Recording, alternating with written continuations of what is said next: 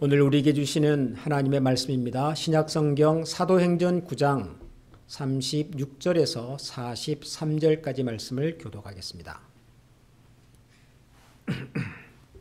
사도행전 9장 36절에서 43절을 한 절씩 교독하겠습니다. 그런데 욥바에 다비다라는 여제자가 있었다. 그 이름은 그리스말로 번역하면 도르가인데 이 여자는 착한 일과 구제 사업을 많이 하는 사람이었다. 그 무렵에 이 여자가 병이 들어서 죽었다. 그래서 사람들이 그의 시신을 씻겨서 다락방에 두었다. 룻다는 욥바에서 가까운 곳이다. 제자들이 베드로가 룻다에 있다는 말을 듣고 두 사람을 그에게 보내서 지체하지 말고 와달라고 간청하였다. 그래서 베드로는 일어나서 심부름꾼과 함께 갔다. 베드로가 그곳에 이르니 사람들이 그를 다락방으로 데려갔다.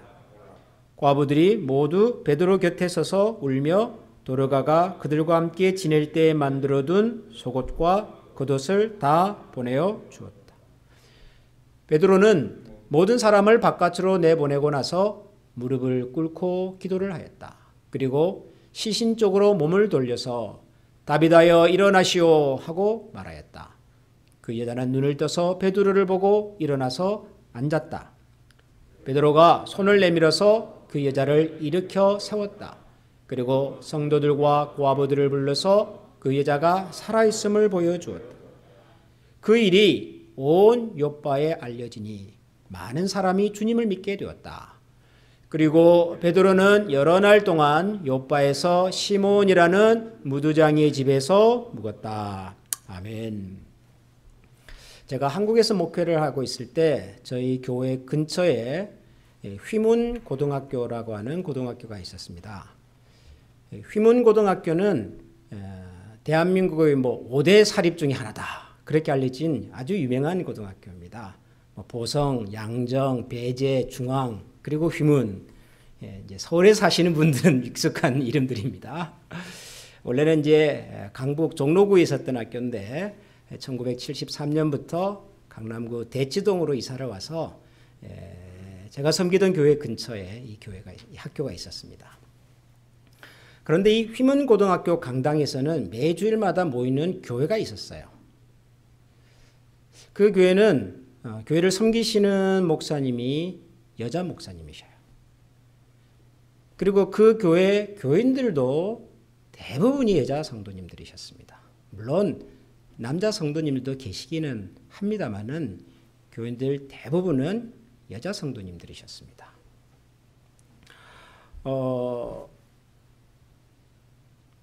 여자 목사님이 목회하는 교회 성도들 대부분이 여자 성도님들, 그렇게 들으면 그냥 동네 근처에 있는 조그마한 교회겠거니 그렇게 생각을 하실 수가 있는데요.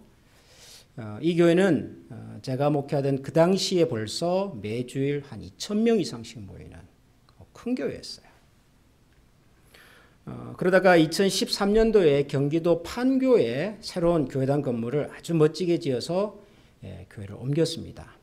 지금은 물론 코로나 바이러스 상황 때문에 대면 예배로 모이기는 못하지만 코로나 바이러스가 발생하기 전까지만 해도 매주 10,000명 정도가 모이는 대형 교회입니다. 이 교회 이름은 우리들 교회고요. 이 교회를 섬기시는 목사님 이름은 김양재 목사님이세요. 여자 목사님이세요. 여자 성도님들이 주축이 된 교회, 여자 목사님이 섬기는 교회가 이렇게 큰 교회로 성장했다. 그러면 사람들이 좀 신기해합니다. 편견이지요? 무슨 남자 목사님만 목회를 잘합니까? 여자 목사님도 목회를 잘할 수 있지요.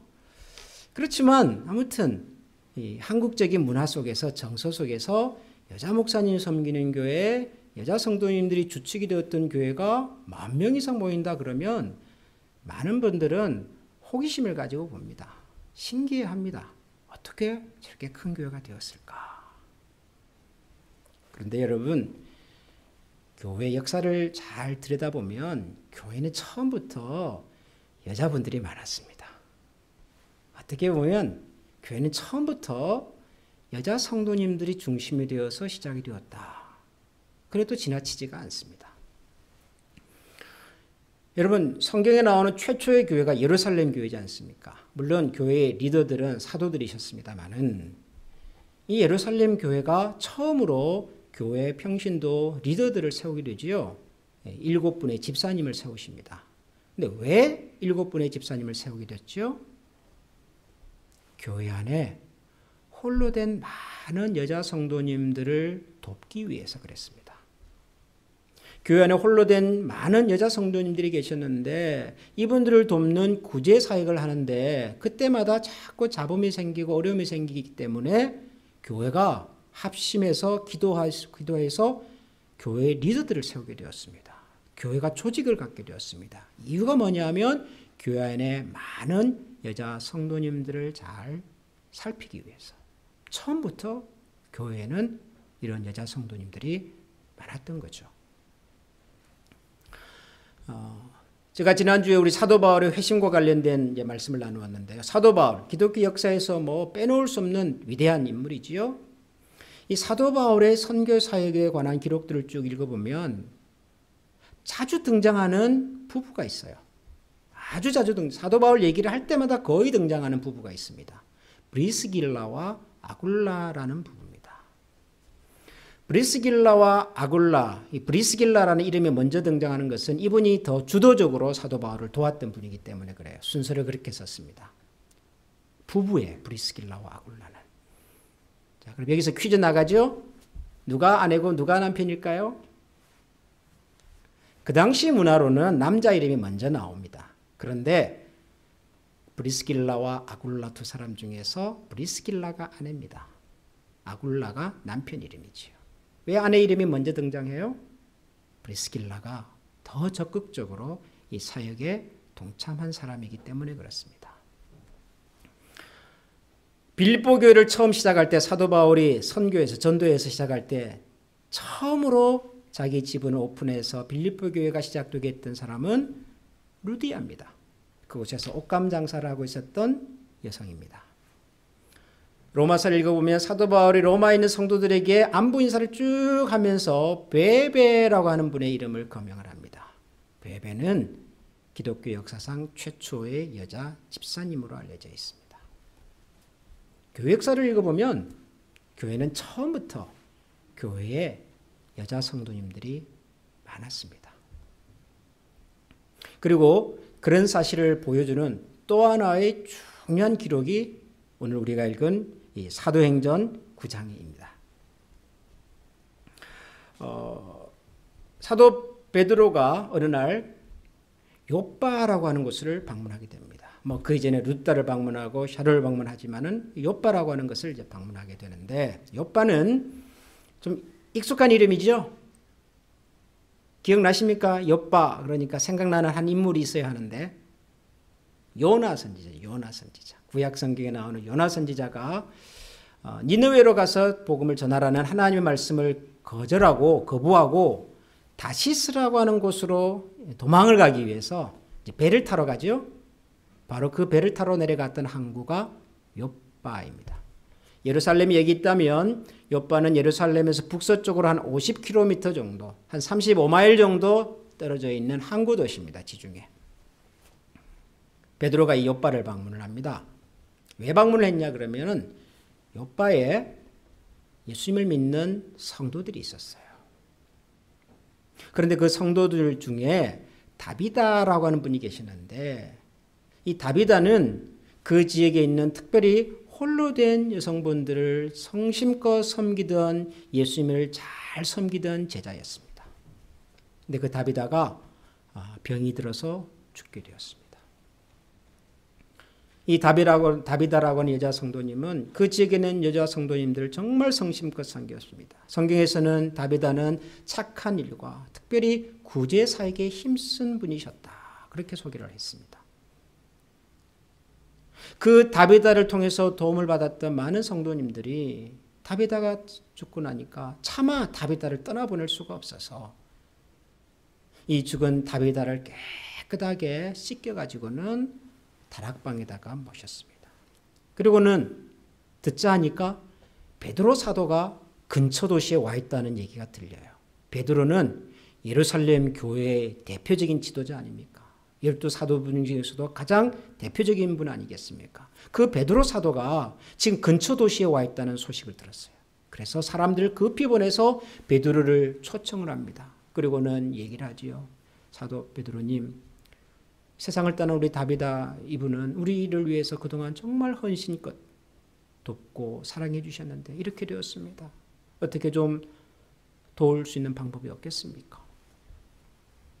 베드로가 다른 성도들을 다 방에서 나가게 하고 구주고 있는 다비다 앞에서 기도합니다. 간절하게 기도를 하였습니다. 그런데 기도가 끝나고 난 다음에 놀라운 일이 일어났죠. 다비다가 일어납니다.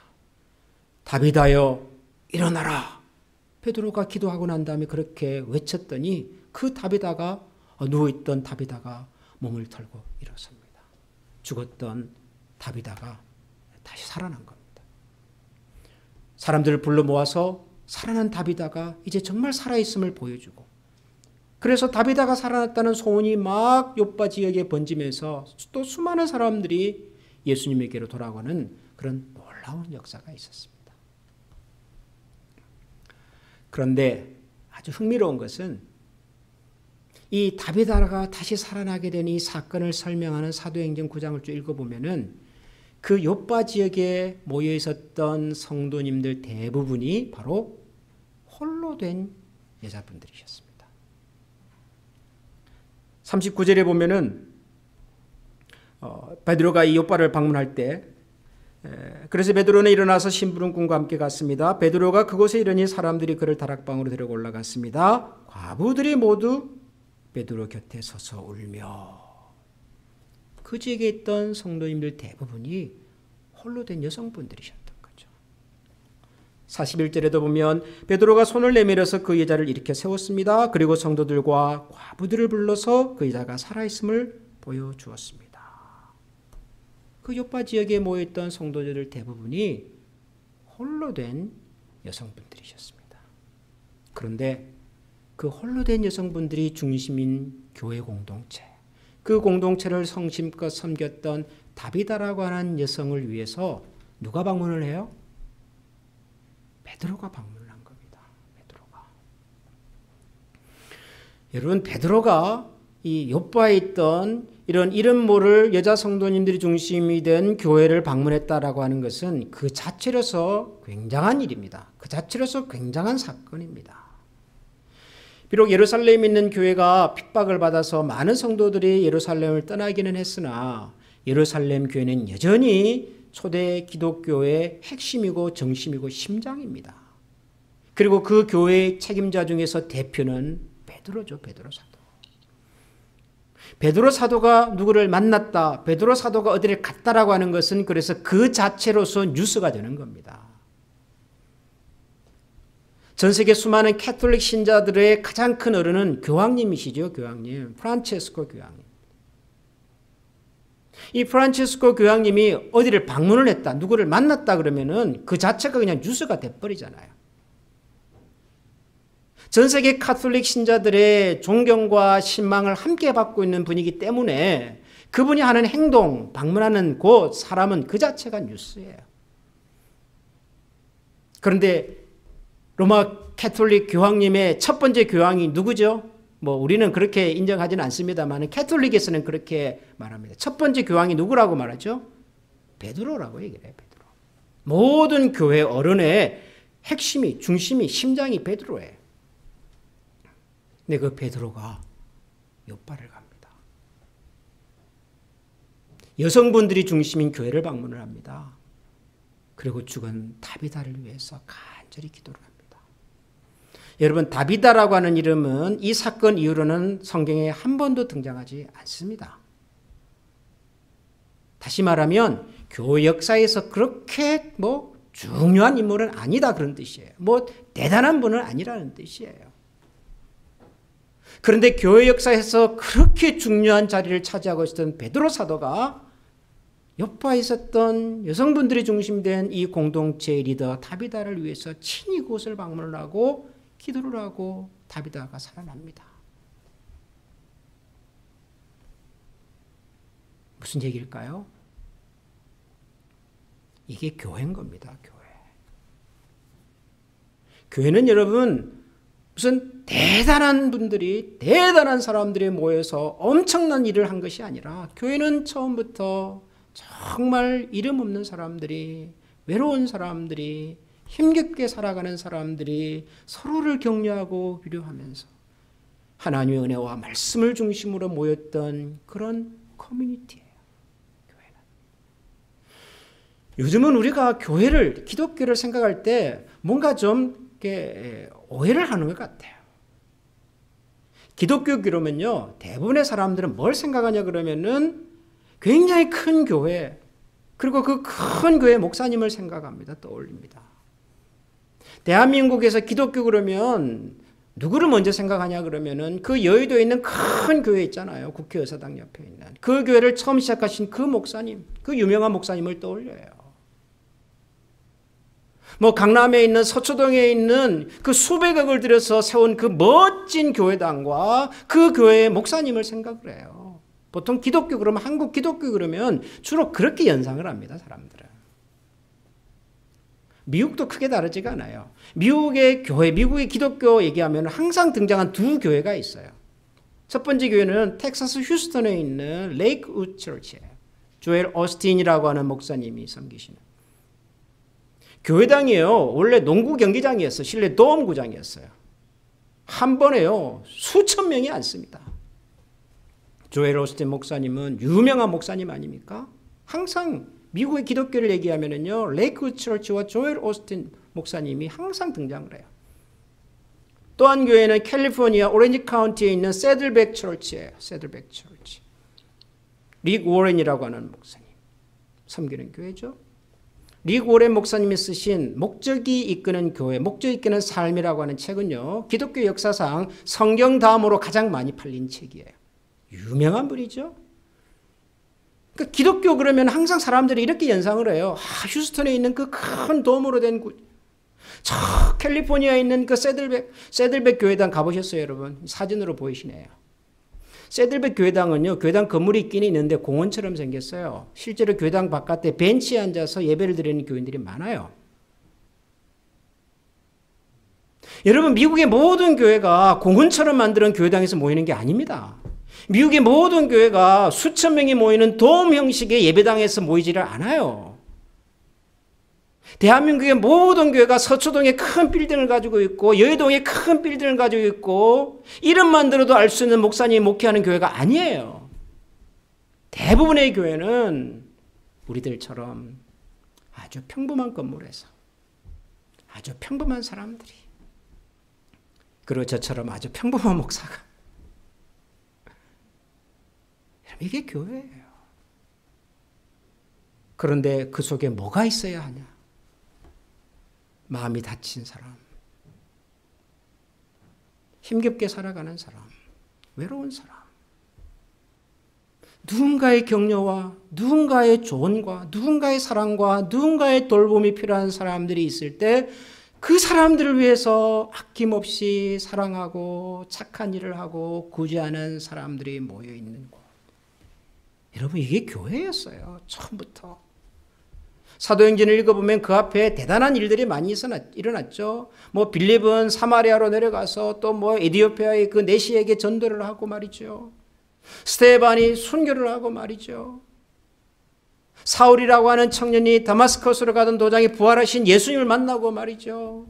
기독교를 얘기하면 이렇게 엄청나고 기적 같은 일들이 막 일어나야 기독교일 것 같지만 여러분, 우리 기독교의 역사 속에는 다비다 같은 사람,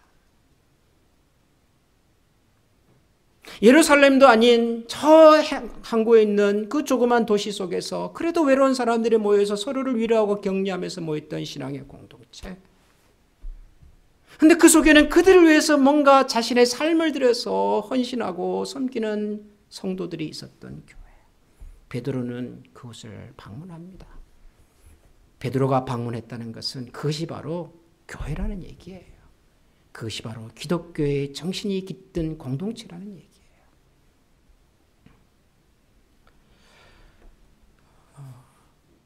코로나 바이러스라고 하는 상황이 시작이 되면서 우리 기독교가 성도님들이 크리스찬이 큰 위기를 만났습니다. 우선 예배를 정상적으로 드릴 수가 없게 됐고 성도들이 서로 교제하기도 어려웠습니다. 많은 분들이 이러다가 교회가 문을 닫을 거다. 기독교는 이제 힘들어질 거다. 그런 얘기들을 많이 하셨습니다. 그동안 목사님들이 그리고 우리 크리스찬들이 교회를 얘기할 때 이런 설명들을 자주 했었습니다. 교회는 두 종류가 있습니다. 모이는 교회가 있고 흩어지는 교회가 있습니다. 그런 설명들을 하셨어요. 혹시 여러분들도 들어보셨는지 모르겠습니다. 모이는 교회, 주로 주일날 우리가 함께 모여서 드리는 이 교회, 이걸 모이는 교회라고 그랬어요. 흩어지는 교회, 주일이 지나고 나면 월요일부터 토요일까지 우리가 세상 속에 들어가서 살지만 그것도 교회입니다. 우리가 그런 얘기를 했어요. 그런데 아무리 그렇게 얘기를 했어도요, 흩어지는 교회에 대한 감이 없었어요. 우리가 교회는 항상 모여야 된다고 생각을 했고요, 건물이 있어야 된다고 생각했고요, 같이 모여서 박수치고 예배해야 그것이 예배가 된다고 생각을 했어요. 흩어지는 교회를 성경에 아무리 얘기해도 그걸 실감하지 못했습니다. 그런데 지난 1년 동안 우리는 흩어진 교회가 뭔지를 몸으로 느꼈어요. 몸으로 느낄 수밖에 없는 이유가 일단 모일 수가 없으니까요. 근데 모일 수가 없다고 그럼 교회가 아닙니까? 그건 아니잖아요. 우리가 비록 모일 수는 없어도 우리 한 사람 한 사람의 예수 그리스도의 인격으로 우리가 살아있는 그곳에서 하나님의 영광을 사모하면서 흩어져 있으나 서로 연결되어 있는 교회로 살아갈 때 이건 교회거든요.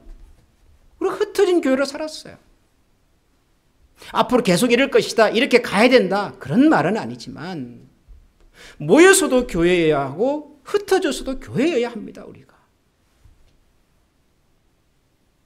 코로나 상황이라고 하는 것이 우리에게 모이는 교회로서는 참 어려웠을는지는 몰라도 흩어진 교회로서 우리가 과연 생존할 수 있는지를 심각하게 테스트하게 만든 것 같아요. 저는 그런 생각이 들어요. 우리는 지난 1년 동안 흩어진 교회로서도 교회일 수 있는가를 많이 물어보았고 많이 고민했고 그리고 여러 방면으로 노력을 해봤습니다. 흡족하지는 않지만 만족스럽지는 않지만 여러 가지 부분에서 아쉬움이 많이 남지만 그래도 지난 1년 동안 우리가 교회로 살았잖아요. 어떻게 가능했을까요? 같이 모여서 밥도 못 먹고 같이 모여서 예배도 못 드리고 옛날처럼 자주 만날 수도 없었는데도 불구하고 우리는 교회로 살았다고요. 어떻게 가능했지요? 흩어져 있으나 우리 속에는 우리의 약함과 아픔들이 서로 나눠지고 누군가의 외로움과 아픔을 누군가는 가서 섬기고 흩어져 있지만 그래도 연락을 해보려고 그러고 그래도 기도하려고 그러고 비록 이사를 해서 멀리 떠나 있으나 오히려 이 코로나 상황이 여러 가지 방법으로 몸은 떨어져 있어도 서로 만날 수 있는 기회를 만들어줬고 제가 금년부터는 목장 모임의 주 미팅에 저도 참여를 하거든요. 그래서 지난 주간에 두 목장 모임에 제가 줌으로 같이 참여를 했습니다. 그중에 한 목장에는 멀리 이사간 분이 아직도 들어오세요. 언제가 때가 되면 이제 그 지역교회로 가시겠지만 문제는 뭐냐 하면 무슨 교회당이 얼마나 화려하냐, 얼마나 유명한 목사님이 계시냐, 얼마나 대단하고 많은 사람들이 모이냐가 아니라 아픔과 외로움을 가진 사람들이 갈 수 있는 곳이냐예요.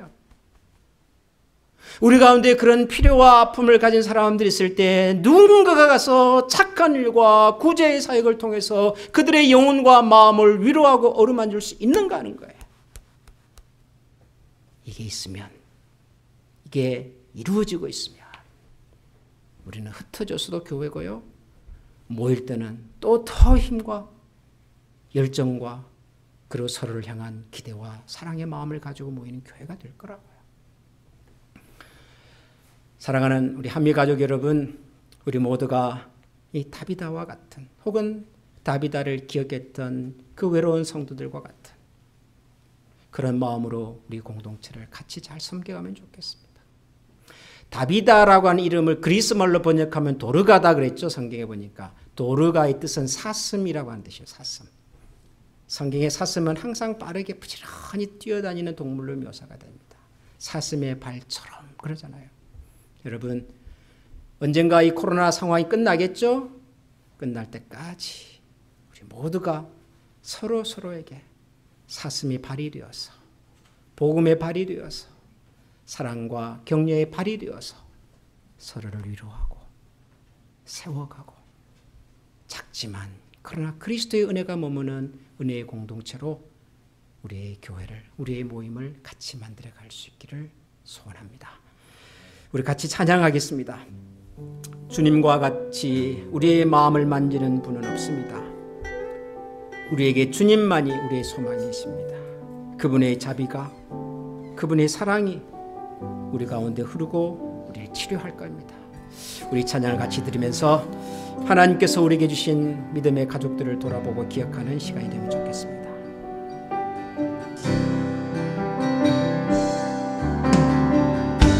주님과 같이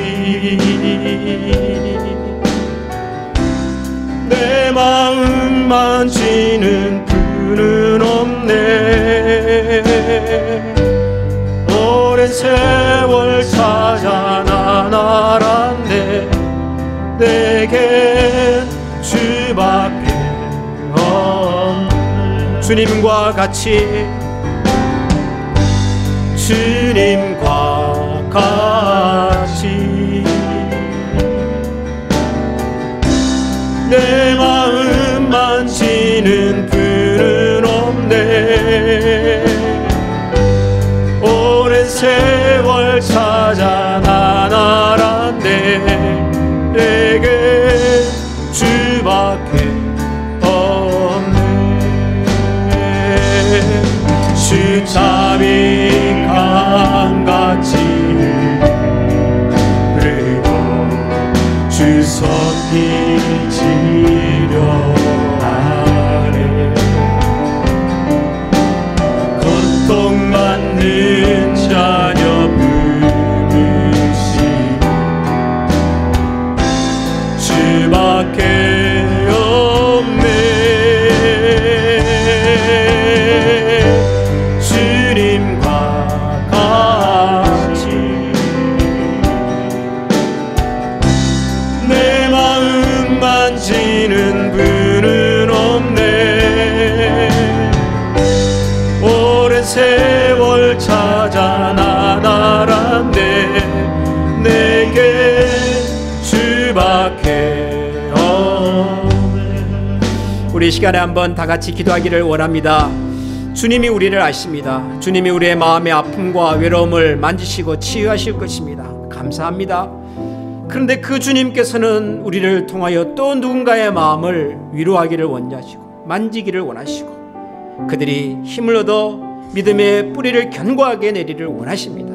여러분, 이 시간에 우리 사랑하는 믿음의 가족들을 기억하면서 같이 한번 기도하십시다. 우리가 소속되어 있는 목장의 가족들 중에 최근에 연락을 잘하지 못했던 분들, 얼굴을 잘 보지 못했던 분들, 그분들을 기억하며 이 시간 한번 기도하십시다. 멀리 이사를 가셔서 떠나가신 분들, 그런데 이 코로나 바이러스 상황 속에서 아직도 지역교회를 잘 만나지 못하고 신앙적으로 힘들어하는 우리의 믿음의 가족들을 기억하고 그들을 위해서, 그들의 가정과 영혼을 위해서도 기도하십시다. 주님께서 그 은혜로 우리의 마음을 강같이 흐르게 하시고 우리의 영혼을 치료해 주시기를, 우리가 이 시간 한번 다 같이 마음을 모아 기도하겠습니다. 통성으로 기도하겠습니다. 하나님 아버지 감사합니다. 주님께서 하나님 우리의 마음을 주님께서 위로하시고 도와주시고 주님만이 살려주시고 주님만이 우리의 주님만의 우리의 소망과 주님의 은혜가 우리의 주님의 사랑과 말씀 우리 속으로 넘치게 해주시고 하나님 비록 흩어져 있지만 서로가 연결해 주셔서 서로를 기억하고 서로가 이런 상황을 이렇게 함께 잘 극복할 수 있도록 도와주시고 주님의 마음과 주님의 은혜와 사랑의 말씀이 우리 가운데 우리 심령 가운데 강같이 일하게 해주시고 우리를 치유하시고 우리를 고치고 우리를 사랑해주시고 주님의 마음과 영혼을 기억하는 자들이 되게 하여 주셔서 우리 모두가 흩어져 있으면 주님의 은총과 사랑의 마음을 함께 하나님을 노래하고 영원할 수 있는 귀한 은혜의 자리에 주님 저희를 세워주시고 새롭게 하여 주시옵소서. 사랑이 많으신 하나님, 하나님의 자비와 은혜로 저희들의 심령 가운데 강같은 은혜가 흐르게 하여 주시옵소서.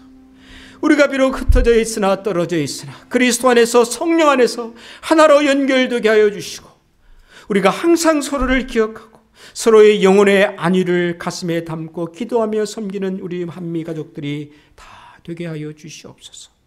혹시라도 하나님 우리 가운데 마음이 다치고 여러 가지 이유 때문에 상처와 아픔을 가지고 있는 성도들을 주님께서 돌아보아 주시며 하나님 우리가 서로 가족으로서 서로에게 착한 일을 하고 구제의 사역을 통하여 그 영혼이 하나님의 말씀에 견고하게 기초를 내리고 살아갈 수 있는 우리 공동체로 거듭날 수 있도록 도우시고 특별한 은혜를 저희들 가운데 허락하여 주시옵소서. 우리 구주 예수 그리스도의 은혜와 하나님의 사랑과 성령의 교통하시는 은혜가 서로에게 사랑의 발이 되고 위로의 발이 되고 격려의 그리고 은총의 발이 되어서 비록 흩어져 있으나 연결되어 있는 하나님의 거룩한 교회로 다시 견고하게 세워지기를 원하는 모든 주의 백성들 머리 위에 지금부터 영원토록 함께 계시기를 축원하옵나이다. 아멘.